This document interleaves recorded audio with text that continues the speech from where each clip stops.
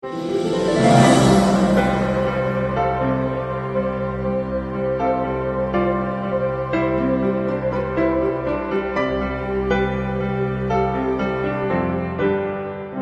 la sesión de hoy se tratará el tema uso y abuso de antibióticos en infecciones respiratorias, manejo de resistencia bacteriana. Es para mí un honor presentar al ponente de esta noche, ya que en muy poco tiempo, con su trayectoria, su trabajo, su apoyo y su humildad, ha ocupado un lugar muy especial de admiración, de respeto y de amistad en nuestro colegio. Le pido al doctor Antonio Luébanos Velázquez, pediatra infectólogo, que pase por favor para que inicie su plática.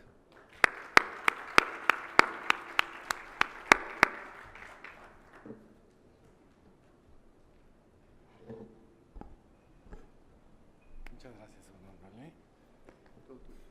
Muy buenas noches a cada uno de ustedes. Y por el contrario, doctor Juan Manuel, creo que agradezco mucho la presentación y sus palabras, y déjenme decirles antes de empezar la charla que Monterrey para mí significa una parte muy importante en lo académico, pero significa una parte muy importante en la cuestión familiar, y les voy a platicar brevemente por qué.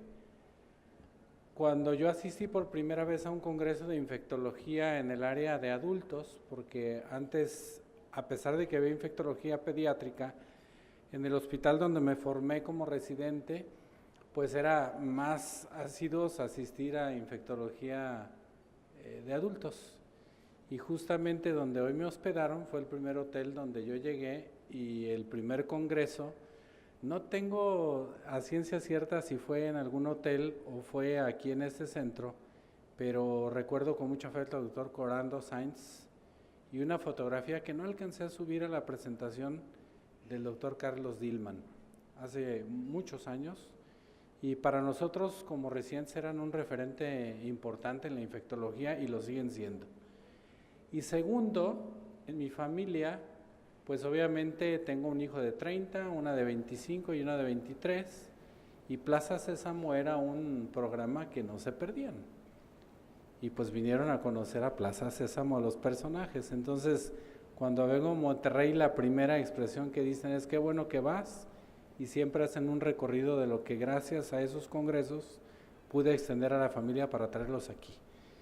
Y la otra parte es que siempre les digo que soy muy agradecido porque es un colegio, y lo digo nuevamente, ya lo he dicho 2 ocasiones, es un colegio ejemplar para la República Mexicana, y se siente uno muy congratulado de que lo inviten y estar aquí con ustedes pudiendo compartir parte de los conocimientos que tenemos.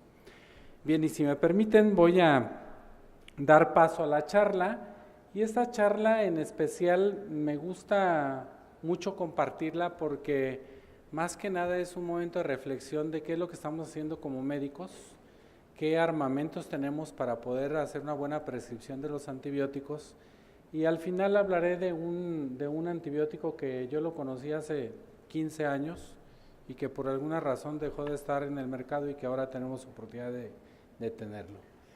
El objetivo básicamente lo he resumido.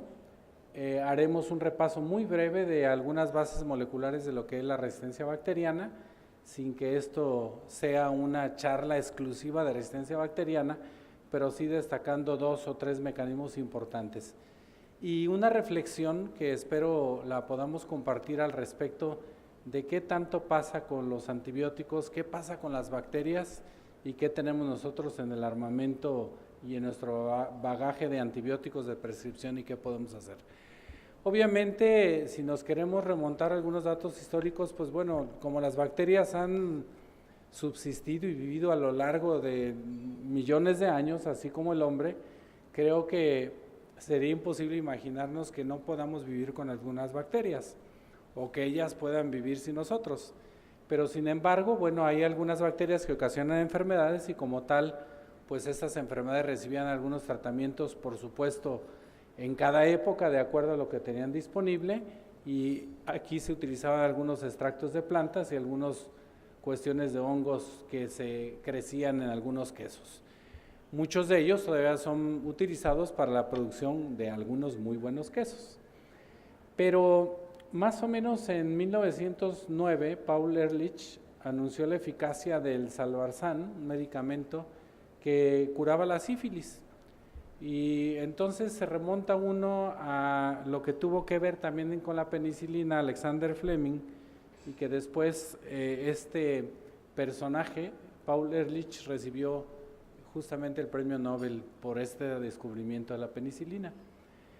Y Alexander Fleming hacía algunas reflexiones que les comparto con ustedes, en donde decía que no es difícil hacer resistente a la penicilina a los microbios en el laboratorio, sobre todo si se exponen a concentraciones que no son suficientes para matarlos. Y él decía que es de la misma manera que ocurre con el organismo. Entonces vean hasta cuándo nos remontamos, que cuando utilizamos un antibiótico en dosis no adecuadas o para un tratamiento que no requiere un tratamiento antibiótico, pues básicamente tenemos una parte importante en favorecer que haya resistencias bacterianas. Y así algunas otras reflexiones que a mí me gusta mucho mencionar, porque decía que los fracasos también son útiles porque analizados pueden conducir al éxito. Y esto lo aplico mucho a la práctica de la medicina, en donde el error no es lo que debería ser lo común, pero cuando alguien se equivoca en alguna prescripción tiene oportunidad de corregirlo, siempre que la mamá le habla a uno y le dice, doctor, el tratamiento que le dio no le está funcionando, el niño sigue igual o se puso peor. Y ahí tiene que hacer uno una pausa y ver qué es lo que pasó con el paciente. Y la otra parte es que algunas veces uno realiza un hallazgo cuando no lo está buscando. Dice uno, vamos a dar un tratamiento para eso, pero le vamos a pedir exámenes. Y resulta que nos encontramos algunos hallazgos laboratoriales o alguna infección en algún lugar que no lo pensábamos. Pero justamente en este punto hago reflexión, porque cuando tenemos un paciente con fiebre que no le encontramos el origen, frecuentemente damos un antibiótico de amplio espectro y a veces no es la mejor intervención. Hay reglas muy sencillas para el uso de los antimicrobianos y lo decía justamente Alexander Fleming, hay que dar las dosis adecuadas y el tratamiento adecuado por el tiempo adecuado. Es un precepto que sigue vigente y que no debemos de olvidar. Y por otro lado, también tenía lo que tiene que ver con la influencia del alcohol, en que si la penicilina puede curar a los enfermos, pues él dice que el vino puede resucitar a los muertos, ¿sí? Datos curiosos, porque si él seguramente viviera de cuando hizo estos enunciados en 1928 a lo que es actualmente lo que sucede con resistencia bacteriana, obviamente hay que agradecer que los antibióticos elevaron la sobrevida por muchos años, sobre todo en los tiempos de guerra o de posguerra, y que esto hizo que hubiera una expectativa de vida mayor a los 8 años de edad, incrementó, 8 años la sobrevida. Ahora tenemos una sobrevida mayor y también tenemos una serie de complicaciones muy importantes. Por supuesto que el uso de antibióticos tiene que ver en las enfermedades cardiológicas, en las urgencias, en los pacientes, en los recién nacidos prematuros y sobre todo cuando hay intervenciones intrahospitalarias y que en algunas ocasiones se favorece justamente la resistencia bacteriana. Cuando nosotros acudíamos a un congreso de infectología, siempre íbamos pensando en ver cuál era el mejor antibiótico, el que iba a salir, el nuevo. Y obviamente se ha frenado la aparición de nuevos antibióticos, pero sin embargo todos están muy enfocados a las resistencias bacterianas que hay justamente intrahospitalarias, porque son las que ocasionan mayor mortalidad, mayores costos y mayores complicaciones en los pacientes. Y como que nos olvidamos de lo que pasa en la consulta, y aquí hago un paréntesis para celebrar que vayan a hacer este congreso internacional en conjunto, porque en el consultorio es muy importante también la prescripción de antibióticos y hacerla de una manera muy razonable.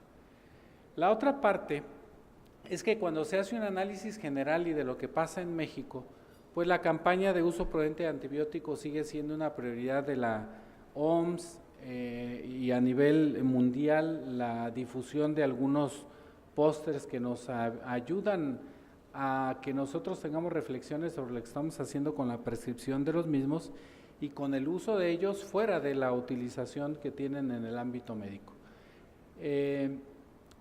Hay algunas alertas que ha emitido justamente la Organización Mundial de la Salud. Lamento no se vean muy bien las de alta prioridad, las de crítica prioridad o las de media alerta, pero todas ellas forman parte, la mayoría, en bacterias que las encontramos en área hospitalaria. Pero me voy a detener en algunas, sobre todo en dos, que voy a hacer mucho énfasis para vías respiratorias y otra para vías urinarias, que tiene mucho que ver con la prescripción de algunos antibióticos que más adelante voy a mencionar. La otra parte es que esto se va publicando cada año, porque cada año hay también cambios en los patrones de resistencia bacteriana. Y obviamente pues es una amenaza para que nosotros podamos tener tratamientos efectivos de las infecciones. Y la otra parte, estamos en un mundo globalizado en la que algunas bacterias como el fenómeno Nueva Delhi hace que aparezcan bacterias resistentes en algunos países y pronto las tengamos en otros países justamente por la migración que hay de la población a nivel mundial. Y por otra parte, cuando hablamos de costos, pues bueno, obviamente asociados a que incrementa los costos, pero a la vez en algunos países que llevan muy buena estadística, pues hay muertes anuales alrededor de 23,000 a 25,000 por año, justamente como problema de la resistencia bacteriana. Y por otro lado, algunas alertas que si nosotros no actuamos en consecuencia, pues ven ustedes lo que puede pasar al 2050, 10 millones de muertes directamente asociadas a tener pacientes con resistencia bacteriana, algunas de las bacterias que hemos mencionado, sobre todo las que van relacionadas con alerta crítica de la Organización Mundial de la Salud. Por otro lado, es importante mencionar que para esto hay estimaciones de lo que pasaría en el mundo con la resistencia bacteriana y obviamente nuestro país o parte de lo que es América pues no está exento de tener justamente defunciones directas por la resistencia bacteriana y en el 2050, como lo menciono, pudiera haber en todo el mundo hasta 10 millones de defunciones por la resistencia bacteriana. La otra parte es que haciendo un muy breve receso, un muy breve repaso de lo que son los mecanismos de resistencia bacteriana, pues bueno, si se han defendido durante millones de años, es lógico que cuando nosotros tenemos un padecimiento y damos un tratamiento, pues la propia bacteria busca los mecanismos para hacerse resistente. Y por otro lado, recordemos que hay una población selectiva. Cuando nosotros damos un tratamiento para una infección, tenemos una selección artificial en donde tenemos una población bacteriana normal. Damos un tratamiento y si ese tratamiento por alguna razón no logra la erradicación total de las bacterias, pues vamos a tener que hay unos sobrevivientes. Estos sobrevivientes tienen o se catalogan como una población bacteriana resistente, dado que pueden transmitir a través de plásmidos o a través de algún otro mecanismo, pues justamente una transmisión horizontal de genes al antibiótico que fue expuesto a la bacteria. Por otra parte, hay algunas bacterias como por ejemplo el Streptococcus pneumoniae, causante de infecciones de vías respiratorias, de neumonías, bronconeumonías, otitis y sinusitis, que tienen un mecanismo muy interesante de resistencia aparte de lo que ocasiona la pared de la bacteria, sobre todo algunos serotipos importantes, pero en especial tienen unas bombas de flujo, en la cual llega el antibiótico, penetra a través de la pared celular y existen bombas que se llaman bombas de flujo que saca el antibiótico y obviamente lo deja sin un efecto de lo que nosotros estamos buscando para el paciente. Entonces, insisto que hay algunos otros mecanismos por transferencia genética, por plásmidos, que hace que las bacterias se defiendan justamente de los procesos infecciosos y que tengamos un reto cuando damos un tratamiento antibiótico, si no damos la dosis adecuada, los tiempos adecuados o el tratamiento que necesitamos dar para la patología que estamos pensando y sobre todo si no analizamos el tratamiento que ha recibido previamente el paciente, que vamos a ver unos datos muy interesantes más adelante. Este es un artículo que no porque yo esté incluido ahí quiera decir que es el mejor artículo de resistencia bacteriana, pero cuando uno lo revisa en libros, lo revisa en algunos artículos, créanme que este es el mejor artículo en el que se digiere fácilmente los mecanismos de resistencia a las bacterias y que yo se los recomiendo como una literatura básica en español para poder entender cómo se defienden algunas bacterias. Y muy importante porque ese artículo, a pesar de que lo escribimos en el 2009, pues prácticamente lo que se analizaba ahí de lo que está pasando lo estamos viviendo en la actualidad. Y esto son resistencias bacterianas obtenidas del hospital donde yo trabajo, que eso es lo que le da un valor importante, el que conozcamos cada uno su bacteriología del hospital donde trabaja y en especial que conozcamos las resistencias bacterianas en las cuales tenemos en la comunidad donde trabajamos o en el hospital. Ahora bien, cuando uno revisa toda la literatura, la prescripción de antibióticos suele estar dada en la mayoría de las veces para 2 o 3 trastornos o 2 o 3 enfermedades, pero en especial voy a hacer hincapié en vías respiratorias, aunque el segundo es vía gastrointestinal y el tercero, que de repente brinca al segundo lugar o al primer lugar, es los tratamientos para infección de vías urinarias, que en todos los datos o en todas las tablas de morbimortalidad ocupan el tercer lugar de infecciones en el país. Si nosotros consideramos que somos una población cerca de 120 millones de habitantes y en el reporte del boletín epidemiológico de la semana 52 del 2017, vean ustedes lo que se reporta, que obviamente estoy de acuerdo que compartirán conmigo que hay un subregistro. 859,000 otitis medias agudas reportadas en un año, 231,000 faringoamigdalitis, y ahí dice streptocócica, y 123,000 neumonías y bronconeumonías. Si nosotros hacemos una sumatoria de esto, pues estamos por arriba de 1 millón de infecciones de vías respiratorias que son obligadas de notificación. Y aquí viene la pregunta, ¿cuántos de nosotros que no trabajamos en el hospital reportamos este tipo de patologías? Y no digo sinusitis porque en algunas ocasiones pues es difícil tener un estudio para corroborar la sinusitis y nos basamos en la clínica. Bueno, estos datos espero los recuerden porque vamos a pasar al análisis de algunas cosas interesantes. Por política en el país, creo que a la mayoría de los que estamos aquí nos tocó la ley de que solamente se prescriben con receta médica. Y bueno, eso fue una ley muy adecuada porque permitió regular, diríamos entre paréntesis, la prescripción de los antibióticos. Y eso hace que cualquier persona no lo pudiera tener. Claro, cuando una persona se le da en alguna institución de salud y le dan más de la dosis que requiere, o más de las piezas que requiere, pues tendrá antibióticos en casa para recomendarlos a la vecina, a la comadre o a los propios hijos que inician con tratamiento o con alguna enfermedad. Pero hay algunos factores importantes que vamos a seccionar cada uno de ellos, con lo que tiene que ver con el propio antibiótico, con la resistencia que tienen, con la prescripción y con un porcentaje que aquí lo puse en el 50%, de una prescripción no adecuada del tratamiento de antibióticos para vías respiratorias. Y una gráfica que no alcanzan a ver ustedes, pero va del 10 al 100%. Y aquí depende de la literatura que uno consulte y de los países que uno consulte, pero suele ser un problema de prescripción que en algunos países va hasta el 80% de una mala prescripción de los antibióticos. Por supuesto, pues enfermedades de vías respiratorias que son virales en la mayoría, y que en algunas ocasiones terminan con un tratamiento antibiótico. Y por otra parte, pues algunos datos estadísticos de cómo se comportan las enfermedades infecciosas a lo largo y ancho del país, que en algunas ocasiones por el temor de que tenga una enfermedad respiratoria bacteriana, damos un tratamiento antibiótico. Sería una omisión muy importante decirles que los antibióticos pues son el segundo lugar en ventas en las farmacias privadas y esto representa aproximadamente 960 millones de dólares al año. Obviamente, cuando hablamos del gasto que se hace a nivel público, pues se incrementa sustancialmente la cantidad de los millones de pesos que se gastan en medicamentos. Entran en otro rubro porque tienen un costo diferente y además no están incluidos todos los antibióticos que se utilizan en la práctica privada.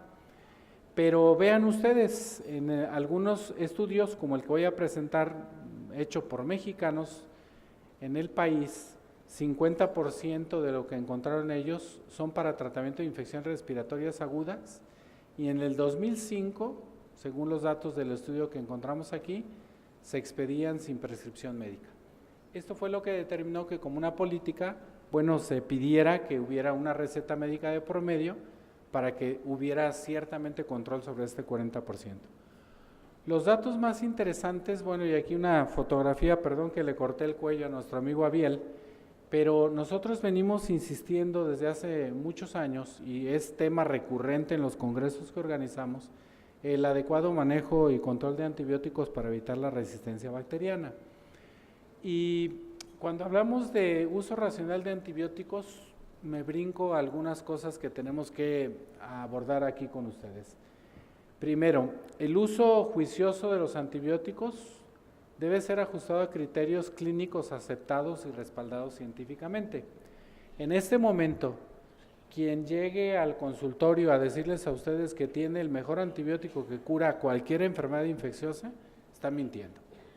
No hay un antibiótico que tenga una cobertura excelente y que pueda ser utilizado para cualquier infección. Y aún más, hay alguna literatura médica que nos dicen, doctor, le traigo el mejor antibiótico para tratar la diarrea aguda. Y le sacan a uno ahí unos antibióticos que nada tiene que ver.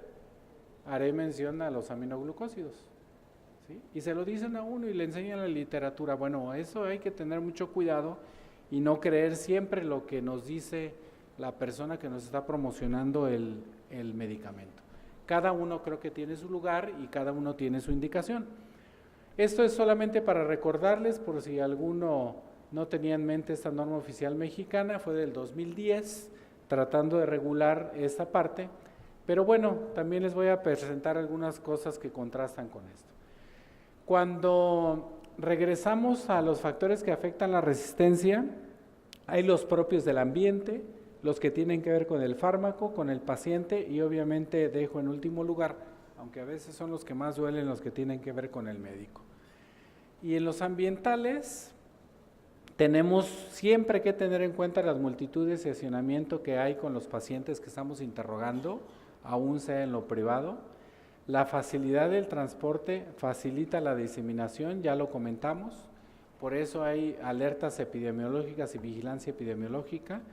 La otra parte es que hay en algunos lugares muy pobre sanidad, sobre todo los que trabajamos en hospitales de tercer nivel que son de concentración y que recibimos gente pues obviamente que no tiene las condiciones de salud más adecuadas. Hay un incremento de resistencia en la comunidad y aquí voy a ser muy enfático y voy a hacer un paréntesis porque hay un medicamento por vía oral, una cefalosporina de tercera generación que frecuentemente es utilizada para infección de vías urinarias y que en el Hospital Civil de Guadalajara, en la población que estudiamos, tenemos un 35% de resistencia para esa cefalosporina. Entonces, aquí un exhorto muy importante porque si bien es cierto, son buenos medicamentos, no quiere decir que se tengan que utilizar para todas las patologías infecciosas. Creo que hay antibióticos que tienen su lugar y esa cefalosporina hay que tener cuidado de no utilizarla o regular su utilización. La otra parte es que por más que se insiste, los programas no efectivos de control de antibióticos en los hospitales pueden funcionar muy bien cuando hay comités, pero en lo privado o en los hospitales privados no hay quien les diga a ustedes que no receten una cefalosporina de tercera generación o un carbapenémico o una vancomicina. No hay quien se los diga. Habrá en algunos hospitales privados un comité que les diga si hay interacciones farmacológicas y que le diga, oye, ten cuidado, esto te puede afectar a tu paciente. Pero que alguien le diga que no prescriba un antibiótico, difícilmente, y creo que no lo habrá en México, al menos hasta el día de hoy. La otra parte es que no podemos estar ajenos al uso de los antibióticos tanto en la ganadería como en la agricultura. Y yo aquí les digo que algunas empresas, como por ejemplo lo mencionaré McDonald's, sí no está comprando cárnicos, productos cárnicos a los ganaderos que utilizan antibióticos para engordar el ganado o los pollos. pero de ahí en más, muchas de las empresas que que venden alimentos, pues no les importa de dónde venga el producto que venden. Y habrá que tener mucho cuidado también con eso, porque luego aparecen infecciones importantes, principalmente por Escherichia coli y Shigella, multiresistentes, sobre todo en las tiendas en los restaurantes de comida rápida. Y ustedes que tienen mucha cercanía a Estados Unidos, pues frecuentemente hay lechugas, pistaches y muchos otros alimentos contaminados por bacterias que resultan resistentes a algunas terapias antibióticas. Cuando hablamos del fármaco, pues obviamente la dispensación de antibióticos sin receta o con receta prescrita con poco conocimiento es un factor importante. Los medicamentos falsos y de calidad dudosa. Lamentablemente en el país también hay algunos medicamentos que alteran y que encuentran por ahí lotes que no son justamente de una calidad adecuada. Hay combinaciones incluso irracionales de antibióticos, recordando un poquito las leyes de Jawest, algunas combinaciones de un antibiótico que no se deberían de combinar. El uso excesivo de antibióticos en algunas ocasiones con el que genera costos altos, el mal sabor de los medicamentos como un dato muy interesante que al final mencionaré, y obviamente en algunas ocasiones horarios difíciles de cumplir. Yo creo que a todos nos ha hablado más de alguna vez algún amigo y nos dice, oye, estoy enfermo de la garganta, dame una inyección pero que me alivie de volada porque hoy tengo una fiesta, pero nomás uno porque yo soy muy malo para tomar medicamentos. Y a veces abusamos de algunos medicamentos por vía intramuscular o incluso por vía oral. Y la otra parte, a nosotros como pediatras, creo que nos debe de interesar muchísimo que cuando demos un antibiótico, por lo menos convencer que quien lo va a dar cumpla con la dosis y los horarios que le corresponden para dar antibiótico. Algunos relacionados con el paciente. Bueno, nosotros como pediatras, pues la mayoría dependemos de que una tercera persona dé el tratamiento de acuerdo a la indicación que demos. Y en algunas ocasiones hay que dar 2 o 3 recetas a la mamá porque dice, doctor, es que en la mañana lo dejo en la guardería y ahí sí le dan medicamento. En la tarde va mi suegra por él y pues ahí también si le toca el medicamento se lo tiene que dar. Y en la noche llego a la casa y si no tengo receta no me voy a acordar cómo le toca al paciente. Entonces son factores que a veces no tomamos en cuenta, pero que sí tenemos que analizar y no solamente dar la prescripción al paciente, porque si no podemos tener un éxito de falla muy importante. La otra parte es que a veces prescribimos un antibiótico sin saber el costo y no preguntamos si lo puede comprar o no lo puede comprar, o si basta que compre un frasco y con eso va a tener para completar el tratamiento o no. Obviamente el medio inadecuado de sanidad donde vive el paciente, la falta de educación, la automedicación, que sigue siendo un problema en el país, no solo para antibióticos, sino para otros medicamentos, y algunos conceptos erróneos de lo que tiene que ver en la prescripción de los antibióticos. Y hay algunos factores relacionados con el médico. Bueno, obviamente muchos de ustedes dirán que estamos ya en la tecnología y no hay error de escritura, pero les digo que en una farmacia ahí en Guadalajara decía, se solicita despachador demostrador que sepa interpretar las recetas médicas. ¿Sí? Así era el anuncio donde estaban solicitando. Y sí, bueno, obviamente todos sabemos que puede haber un alfabeto médico, ¿no? ¿Y qué dice aquí? Yo al consultorio me han llegado personas que dicen, doctor, mire, le dieron este tratamiento y si no lleva el medicamento, francamente no le entiendo qué es. Y tenemos una gran desventaja. Medicamentos de una sal, antes había 3 de cualquier medicamento que se nos ocurra, pero ahora hay 20 o 25 marcas. Y entonces es difícil como médico acordarse los medicamentos. La otra parte es que el uso inapropiado de antibióticos disponibles por nuestra parte es algo importante. El uso empírico de múltiples antibióticos también es una falla importante de los médicos. Una prescripción excesiva de antibióticos, sobre todo cuando dicen, doctor, le llevé a mi paciente, le dio tratamiento, todo muy bien porque se le quitó la fiebre el primer día, pero ahora que viene el 6º día del tratamiento, volvió a tener fiebre. Ah, señora, no hay problema, tiene donde anotar, le voy a cambiar de antibiótico.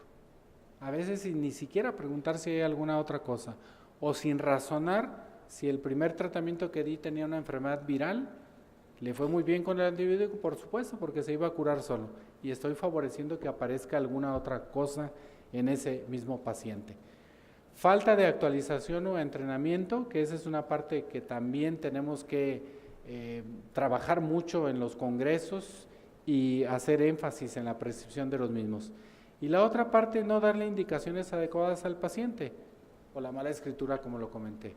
En algunas ocasiones en el hospital pues vemos un paciente cada 15 o cada 20 minutos y no alcanzamos a explicarles cómo darle el medicamento, y eso nos garantiza un éxito en la falla del tratamiento y que el paciente vuelva a la consulta más pronto de lo que queremos. Bueno, esta diapositiva no pretende que se entienda como una manifestación de enojo personal a lo que pasa en el país, porque finalmente puede ser la puerta de entrada al mercado laboral de los médicos, que en este momento salen 18,600 al año de toda la República Mexicana y que no encuentran un lugar donde trabajar. Pero sí hay una farmacia, como ustedes le quieran llamar, que les da trabajo, y que en el país, según estadísticas de la Secretaría de Salud, pues ese es el panorama del país de las farmacias que venden medicamentos y que tienen un consultorio adjunto. Entonces, aquello de la receta, para que no se vendieran con medicamentos, pues muy fácil. Ponemos un consultorio a un lado y ahí lo prescribe el médico. No tengo nada de contra los médicos. Yo he visto recetas perfectamente bien elaboradas para un diagnóstico perfectamente bien hecho, pero también he visto recetas totalmente ajenas a lo que el paciente requiere.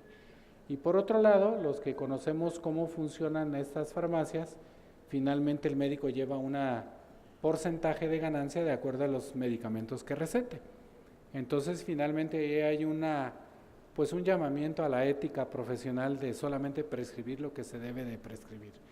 Entonces, este es el panorama, y con un crecimiento exponencial de una manera muy importante en el ramo farmacéutico de lo privado.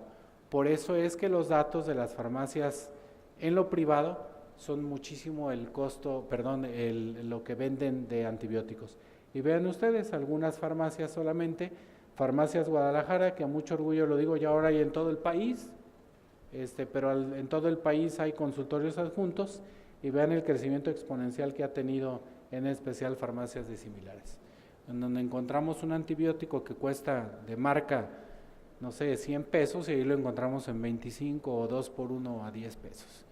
Y que a veces ese paciente tiene que ir nuevamente a una consulta, o después de haber gastado acudir a un consultorio privado o a un hospital para que sea atendido. Y de paso, en algunas ocasiones llegan más mal y tenemos que resolver el problema justamente con la exposición de que nos demanden porque no hicimos las cosas adecuadamente. La otra parte es, haré un muy breve repaso de las utilidades de cefalosporinas en infección de vías respiratorias y en infección de tejidos blandos, y quiero ser muy específico en él.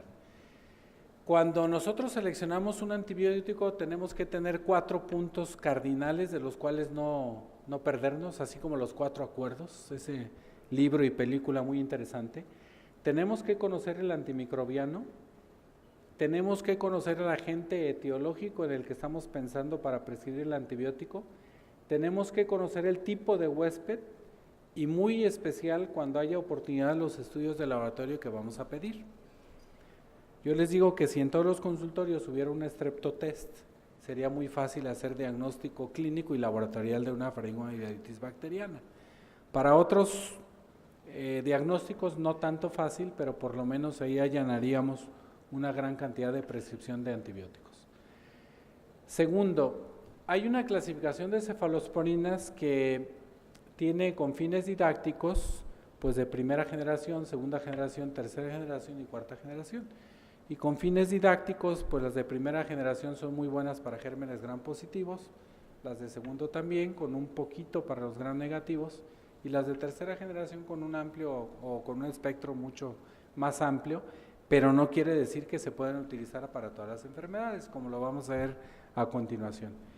Y justo algunos de estos antibióticos han entrado al mercado, han salido, algunos no están disponibles en el país, pero algunos están por aparecer comercialmente.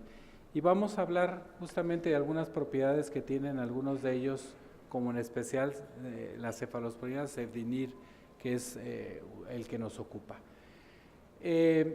Si todos nosotros conociéramos la farmacocinética, la farmacodinámica de los antibióticos, y a pesar de que parece algo muy sencillo, sabríamos por qué algunos antibióticos se pueden dar cada 6 horas, cada 8 horas, cada 12 horas o cada 24 horas. Y es curioso porque en los hospitales, cuando uno les pregunta a la gente que está en formación y dice, oye, ¿por qué se da cada 12 y por qué cada 24? No siempre es la mejor respuesta.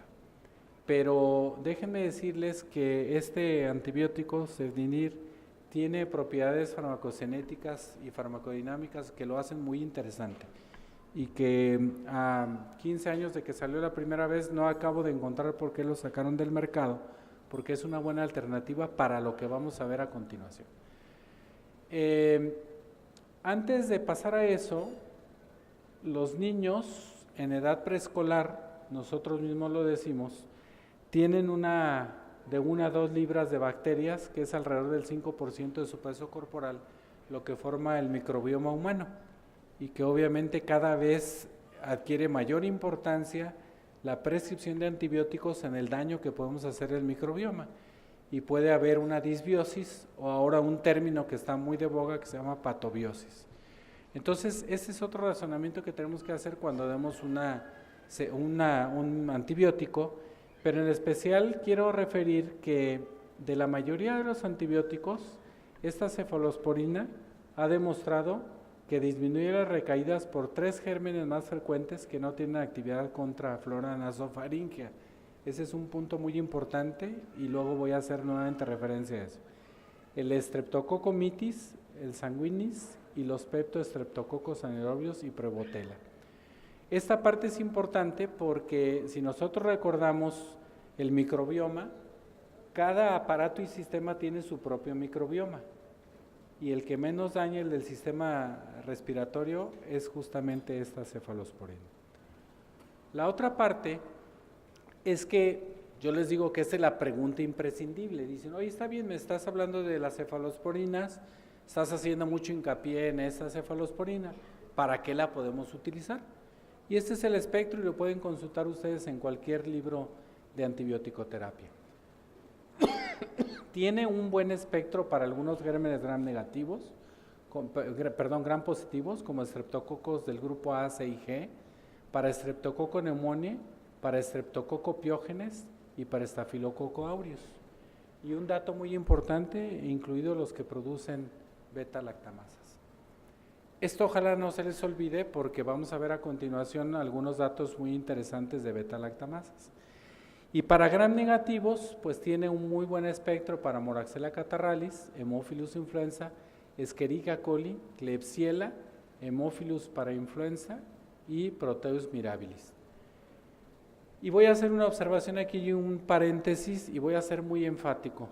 A pesar de que tiene una muy buena cobertura para Escherichia coli y para Klebsiella, es un antibiótico que no está indicado en este momento para tratar infección de vías urinarias. Y la otra cefalosporina que ustedes conocen muy bien, que tiene 2 nombres comerciales o más en el mercado, tenemos en el Hospital Civil de Guadalajara hasta 35% de resistencia para Escherichia coli y para Klebsiella. Y entonces cuando el paciente llega, iniciamos con una terapia que se utiliza para infección de vías urinarias adquirida en comunidad y frecuentemente estamos cambiando a carbapenémicos por la resistencia que tenemos para cefixime. Esto se los dejo como punto de reflexión, está publicado el artículo y está presentado en los trabajos de infectología pediátrica. ¿Por qué? Porque si lo tenemos ya nosotros, que es un hospital de concentración, seguramente lo vamos a tener en la República Mexicana.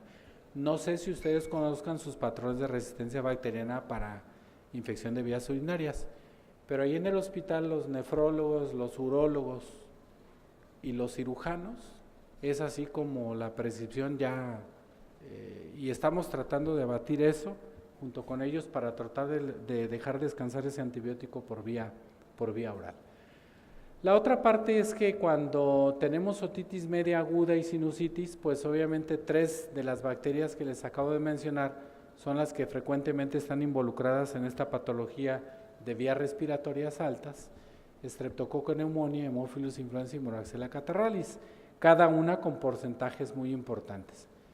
Y una pregunta que me veo obligado a hacerla y a reflexionarla con ustedes es si cada uno de ustedes sabe cuál es el mecanismo de resistencia de Streptococcus pneumoniae.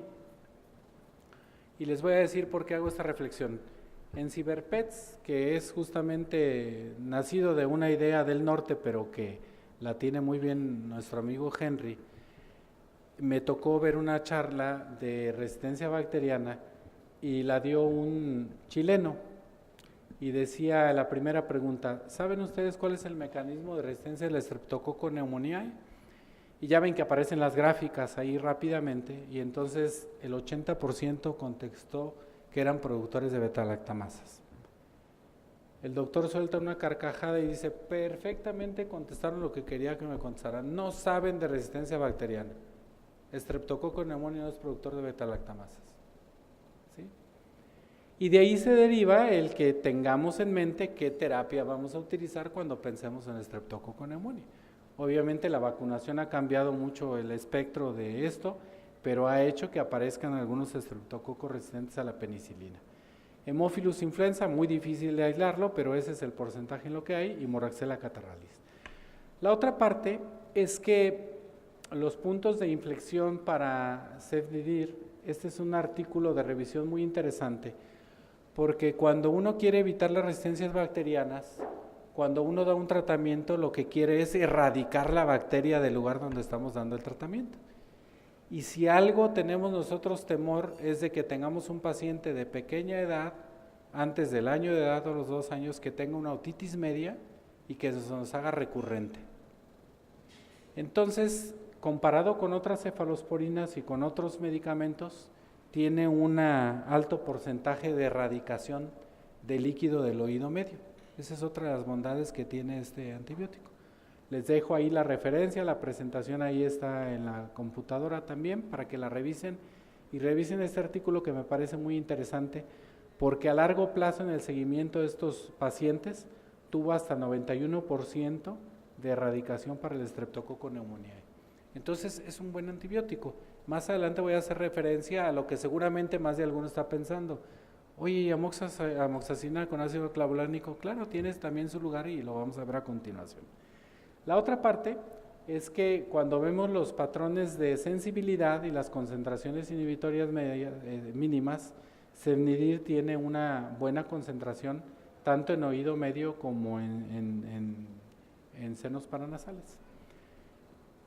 Y voy a hacer referencia a lo que acabo de mencionar en las recomendaciones para el tratamiento inicial de la otitis media aguda sin complicaciones. Si nosotros viviéramos en un país, yo digo un poquito diferente, con mayor cultura médica, con mayor educación, cualquier paciente que nos llegara entre 6 meses de edad a 2 años de edad, que tenga una otorrea y que tengamos obviamente el diagnóstico de otitis media aguda, debe de recibir una terapia antibiótica, y no hay discusión. Si tiene una otitis media unilateral o bilateral con síntomas graves, ese paciente que nos llega febril, con mucho dolor, con ataque al estado general, es indiscutible, deberíamos de darle una terapia antibiótica, o debemos, mejor dicho. Si el paciente tiene una otitis media aguda bilateral sin otorrea, es un paciente que debemos darle tratamiento antibiótico. Pero si tenemos un escenario de una otitis media unilateral sin otorrea, tenemos 2 opciones, y ahí es donde digo que si fuéramos un país con una cultura diferente, podemos dar solamente el antiinflamatorio y el analgésico y esperar 24 a 72 horas, porque la participación de anaerobios es muy importante, y los virus también. Entonces puede ser que el padecimiento se autolimite, por decirlo así. Si nosotros tenemos un paciente mayor de 2 años, tenemos que darle, si tiene otorrea con otitis media aguda, terapia antibiótica, y si es unilateral o bilateral con síntomas graves, también tenemos que darle terapia antibiótica.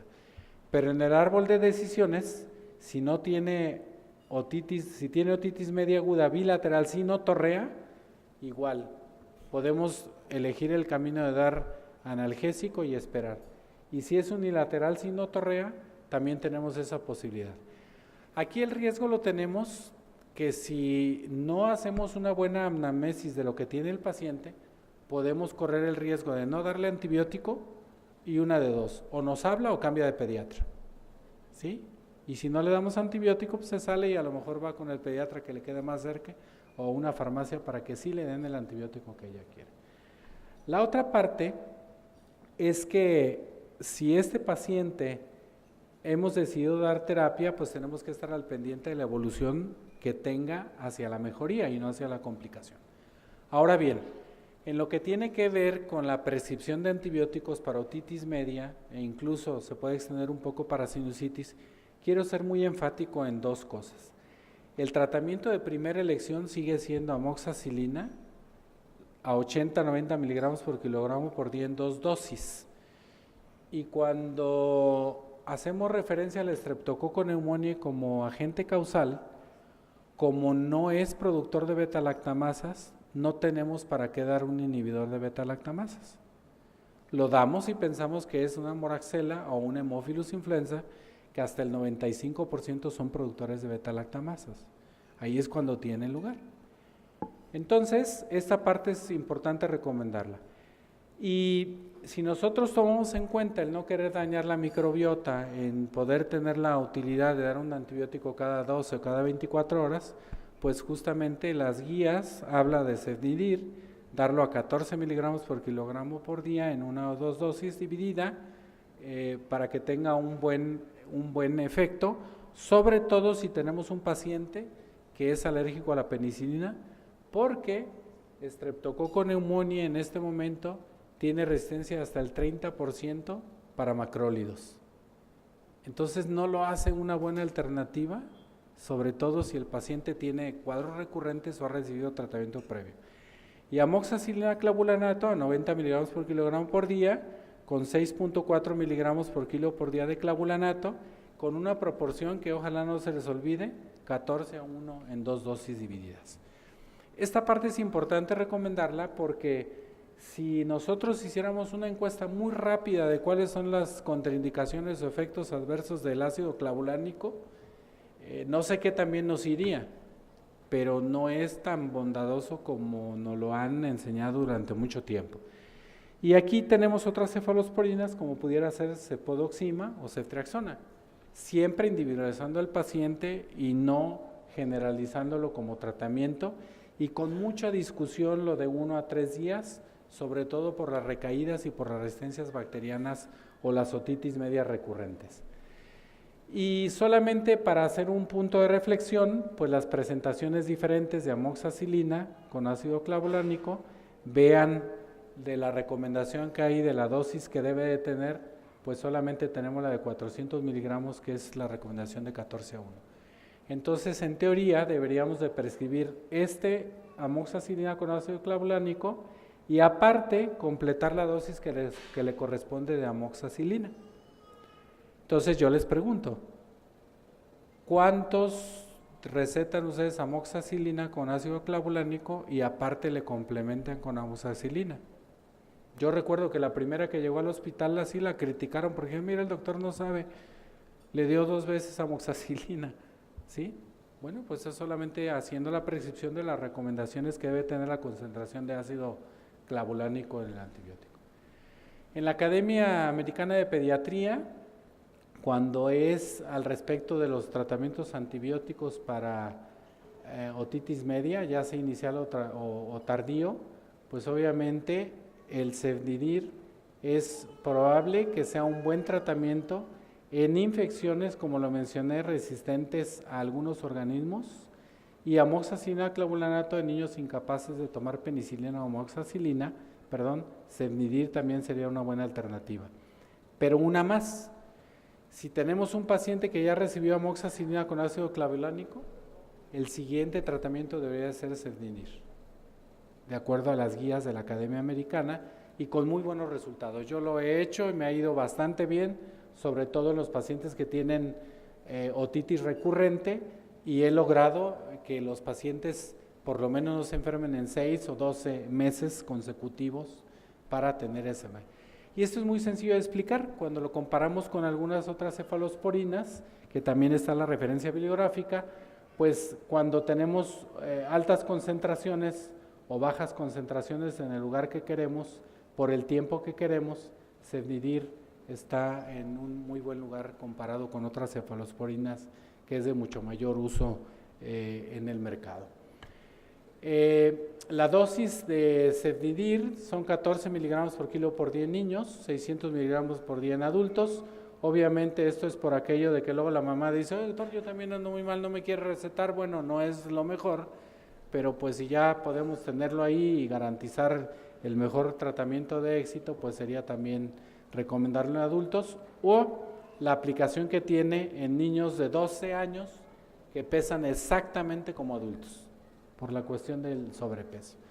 Y en pacientes complicados la dosis que se recomienda es 7 miligramos por kilo por día, dividirlo cada 12 horas, y obviamente para otitis y sinusitis lo ideal es darlo 10 días, no menos, para que haya una buena respuesta. En esta tabla solamente les muestro que después de darla por vía oral, tiene una buena absorción, de preferencia hay que indicarla sin alimentos, y por otra parte garantizamos concentraciones adecuadas en un tiempo de 1.7 horas en el lugar donde lo queremos. Y esto lo hace pues justamente que tenga una muy buena concentración y que tenga un tiempo máximo de actuación aproximadamente de 3 horas. Por eso es que se recomienda que se puede dar cada 12 horas cuando el paciente tiene alguna condición que lo haga grave. Por otra parte, cuando lo comparamos contra concentraciones mínimas inhibitorias de los patógenos que ocasionan tanto otitis media como sinusitis, pues obviamente queda muy por arriba de las dosis que se necesitan para lograr la erradicación bacteriana. Y la otra parte es que el tiempo que dura comparado con otras cefalosporinas, pues es un tiempo importante que tiene en concentración mínima inhibitoria, y en la farmacocinética es un antibiótico que es de mucha utilidad para tratar estas dos patologías principalmente.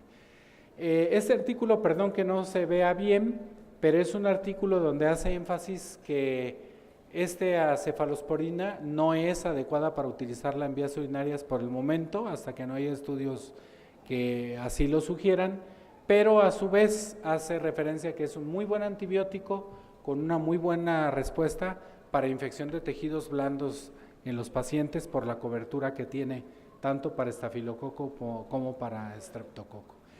Y como último, pues solamente recordar la importancia que tiene la flora nasofaringea, que ahora no es flora, el microbioma nasofaringeo. La administración de antibióticos, por supuesto que afecta la composición, y esto hace que el paciente pueda volver a tener patología infecciosa recurrente. El hecho de que tenga esta cefalosporina un aspecto muy selectivo sobre la flora que queremos justamente atacar, hace que tenga menos recaídas y que tengamos menos afectación sobre la microbioma. Y la otra parte es que, como es el que tiene menos efectos sobre la flora o el microbioma de las vías respiratorias, tanto altas como bajas, pues nos garantiza que no estamos dañando tanto a la microbioma. Y por último, este estudio es un estudio muy antiguo, pero es un estudio muy interesante porque también la prescripción del antibiótico, nos guste o no, puede basarse en que si el antibiótico es bueno, es no muy bueno o tiene un sabor desagradable. Y hay antibióticos, que no voy a decir el nombre ni la casa comercial, que yo los utilizo cuando son niños desobedientes o que no quieren comer. Y les dice uno, si no te portas bien te voy a dar este antibiótico. Y el niño automáticamente cambia con tal de no recibir esas macromoléculas de un macrólido que sabe horrible. Pero finalmente, si en alguno de los puntos que tienen que ver con el médico y con el familiar, con el huésped, es que lo acepte por su buen sabor, pues obviamente algunos medicamentos, en especial este que tiene un sabor muy agradable, seguramente será mejor tolerado, como lo vemos aquí, que lo dijeron los papás, a los cuales se les preguntó cómo sabía el medicamento y qué tal lo toleraba su pequeñito. Y la otra parte es que este 9% que tenemos aquí, dice 91% de los pediatras piensa que el sabor desagradable es una barrera para el cumplimiento de los antibióticos. Yo no sé si lo compartan, si no lo comparten caen dentro del 9% que está aquí, pero cuando le preguntan a los papás, dicen las mamás que sus hijos se rehusaban a tomar tratamientos cuando tenían un mal sabor. Y cuando a sus hijos se les da un antibiótico de mal sabor, una de 4 mamás llamará al médico para cambiar el antibiótico. Y así le hablan a uno y dice, doctor, por más que ya lo amarré, le tapamos la nariz, hace como que se lo toma y luego lo vomita, ¿sí? Y no lo quiere, y entonces hace uno gastar también al paciente. Y aunque parezca muy básico, muchas veces es parte de lo que hay que preguntar cuando vamos a dar un tratamiento. Y también muchas de las mamás dicen, doctor, por favor dele inyecciones porque este niño no se toma absolutamente nada, ¿sí? No se toma las cosas en serio, mucho menos el medicamento. Finalmente, quiero mencionarles que los carteles que vieron aquí es solamente para llamar al uso prudente de antibióticos. Gran parte del uso prudente, no el 100% está en nuestras manos, pero obviamente si ustedes tienen su opinión, aplican su conocimiento, ponen en marcha la actualización y la prescripción, obviamente el cambio de la perspectiva de lo que sería la resistencia a antimicrobianos, el uso apropiado para infección de vías respiratorias, sin duda colaboraremos con algo para hacer una mejor práctica y para que los pacientes tengan una mejor evolución y sobre todo hacer énfasis en 2 puntos. Cuando yo quiero lograr la erradicación bacteriana, tengo un alto porcentaje de éxito de que ese paciente no regrese a mi consultorio nuevamente por una enfermedad de otitis media o de sinusitis. Y tengo también la certeza de que me va a recomendar esa mamá de que le fue muy bien con el tratamiento y que seguramente nos va a seguir mandando pacientes como lo hacen con el doctor Flores Doria, que tiene lleno su consultorio. Pues muchas gracias, quedo atento para cualquier pregunta o comentario al respecto y gracias por su atención.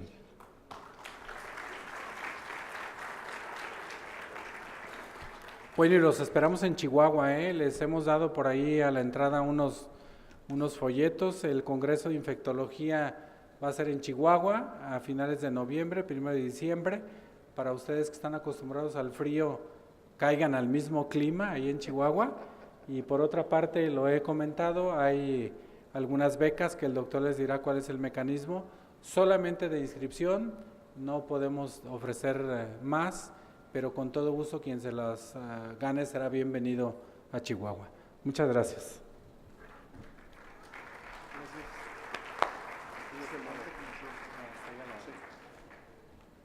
Buenas preguntas. ¿Hay alguna pregunta de los pediatras conectados por internet? Sí, tenemos algunas preguntas de nuestros colegas que nos siguen por internet. El doctor Juan Héctor Meléndez pregunta, ¿cómo lidiar con medicamentos falsos?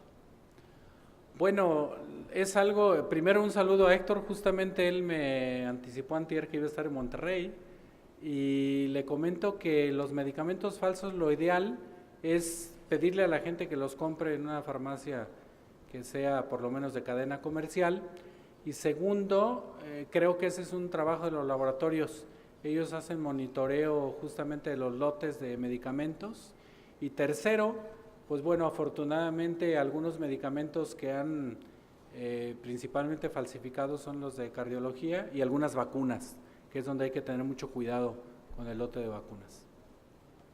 El doctor Juan Manuel Rangel nos pregunta, ¿qué se puede hacer con un laboratorio que es el rey de la copia, que ahora promueve el ceftibuten para otitis y faringomigdalitis? Bueno, esa cefalosporina tercera generación tiene muchos años en el mercado. Es una buena cefalosporina, pero al igual que el resto de las cefalosporinas, no hay el antibiótico que haga una cobertura total. Y yo recuerdo que esta cefalosporina en algún momento el error fue recomendarla prácticamente para tracto gastrointestinal, urinario y vías respiratorias, y de ahí es donde tenemos las fallas justamente. Hay que hacer una prescripción muy razonada. Y aquí aprovecho para decir, pregunten cuál es su resistencia bacteriana, en especial para vías urinarias y vías respiratorias. Eso nos ayuda a mejorar la prescripción médica, pero con una gran certeza de éxito si lo seguimos. El doctor Elmer Fontes pregunta, bueno, comenta primero que en el Congreso se habló sobre los macrólidos, en especialmente claritromicina, como primera elección para otitis media en lugar de amoxicilina con cloranato. ¿Qué opina al respecto? Bueno, yo opino que va a depender mucho de la flora bacteriana que tengamos en cada localidad. Yo lo que afirmo en este momento es que los pacientes que tenemos en Guadalajara, que nos llegan a un hospital de concentración y algunos en la consulta, el porcentaje de resistencia está por arriba del 20%. Y en la red que hace vigilancia de estreptococo, neumonía y resistencia con la doctora Gabriela Echaniz, en algunos lugares va del 30 al 40%. Es un porcentaje importante. El doctor Edgardo Cosido pregunta qué utilidad tiene el uso de amoxicilina combinada con sulbactam. Es una buena alternativa, prácticamente es un inhibidor de beta-lactamasas. Ambos tienen un inconveniente, es que frecuentemente dan o provocan evacuaciones diarreicas, que hace que suspendan el tratamiento o que se tenga que adicionar algunos medicamentos para controlar la diarrea.